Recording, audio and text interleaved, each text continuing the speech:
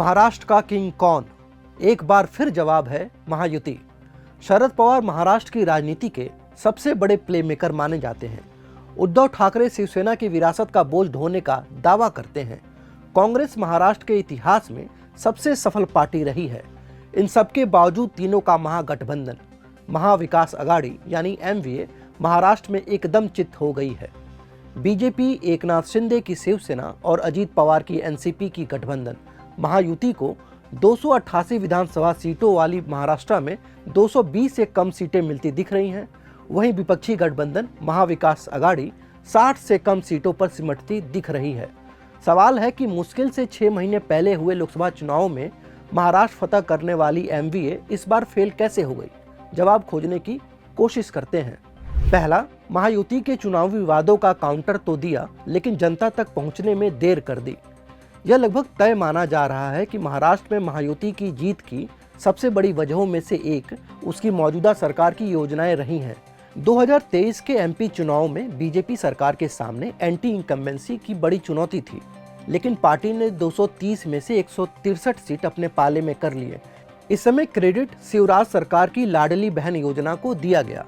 इस बार महाराष्ट्र में महायुति की शानदार जीत के बाद कई पॉलिटिकल पंडित मानते हैं कि महिलाओं के लिए सरकार की जो लाड़की बहन योजना थी उसने निर्णायक भूमिका निभाई है। पिछले साल जून में महायुति सरकार ने गरीब महिलाओं के लिए मासिक वित्तीय सहायता कार्यक्रम लाड़की बहन योजना की घोषणा की थी।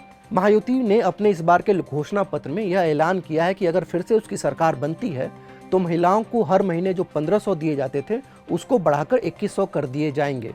MVA ने अपने घोषणा पत्र में इसका काउंटर करते हुए कहा कि वह महिलाओं को महालक्ष्मी स्कीम के तहत हर महीने 3000 रुपए देगी।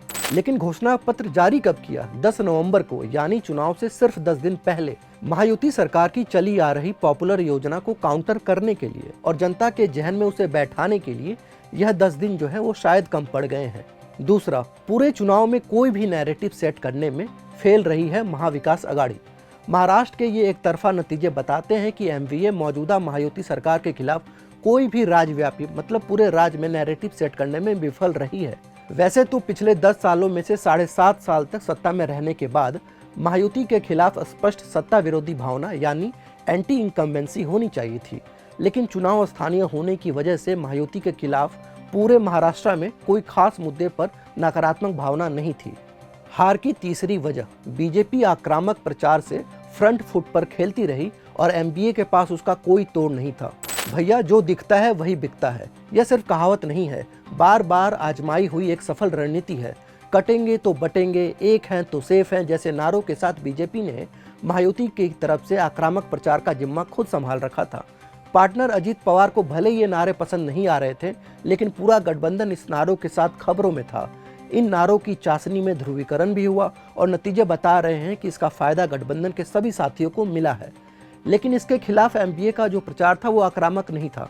संविधान बचाओ और जातिगत जनगणना जैसे जो नारे राहुल गांधी ने लोकसभा चुनाव में भुनाए थे वो एक बार फिर उन्हें ही दोहराते नजर आए। यह नारा उनके लिए वो काठ की हांडी साबित हुई जो बार बार चूल्हे पर नहीं चढ़ाई जा सकती। चौथा सवाल, क्या उद्धव ठाकरे और शरद पवार की गलतियां गठबंधन पर भारी पड़ी हैं? याद कीजिए कि 2019 के विधानसभा चुनाव के वक्त शिवसेना बटी नहीं थी और उसने 16.41% वोट शेयर के साथ 56 सीटें जीती थी। इस बार के विधानसभा चुनाव में पार्टी दो फाड़ हो चुकी है और अकेले एकनाथ शिंदे गुट वाली शिवसेना 55 सीटों पर जीतती दिख रही है, जबकि उद्धव ठाकरे की शिवसेना 17 सीटों पर ही सिमटती दिख रही है। असली शिवसेना कौन है? इस नैरेटिव में शायद एकनाथ शिंदे ने हम हैं वाला मुहर लगा दिया है। शिवसेना जैसी पार्टी के कैडर के लिए आइडियोलॉजी ही अहम है और सेकुलर दिखने की कोशिश में उद्धव ठाकरे अपने कैडर और पुराने कोर वोटर को शायद नाराज कर दिया है। सिंपैथी वोट की बदौलत लोकसभा चुनाव में भी 21 में से 9 सीट ही जीत पाने वाले उद्धव इस बार अपनी राजनीतिक स्थिति को बहुत कमजोर कर चुके हैं।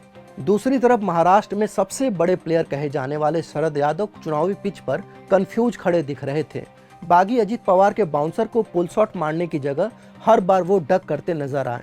2019 के चुनाव में संयुक्त NCP ने 16.71% वोट शेयर के साथ 54 सीटें जीती थी, लेकिन इस बार शरद पवार वाला गुट केवल 14 सीट पर सिमटता दिख रहा है, जबकि अजीत पवार गुट 37 सीटों पर बढ़त के साथ असली NCP हम हैं वाला टैग दिखा रहा है। हार की पांचवी वजह, मराठा मुद्दे को शांत रहने दिया।